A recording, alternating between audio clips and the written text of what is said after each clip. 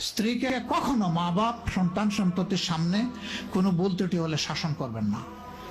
একা নিয়ে বুকে জড়িয়ে ধরে তার সমস্ত নেক কাজের স্বীকৃতি দিয়ে তারপরে বলবো যে এরকম একটা বিষয় আমি দুঃখ পাই নাই, তবে আমি চাই যে এটা তুমি কারেকশন করে নাও এবং আমি আল্লাহর দরবারে তোমার জন্য দোয়া করব।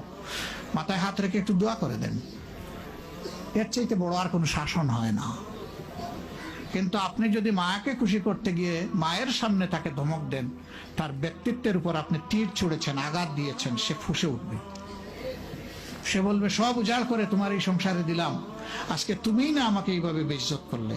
সে মানুষ তো, তার মানবিক রিয়াকশন হবে। কাজ করব না আমরা কেউ। আমাদের জীবনের অংশ, আমাদের হাড়ের অংশ, আমাদের কলিজার অংশকে আমরা সেইভাবে সম্মান দিব ইনশাআল্লাহ। আমরা ভালোবাসবো সে আমার স্ত্রী, আমরা শ্রদ্ধা করবো সে আমার সন্তানের মা।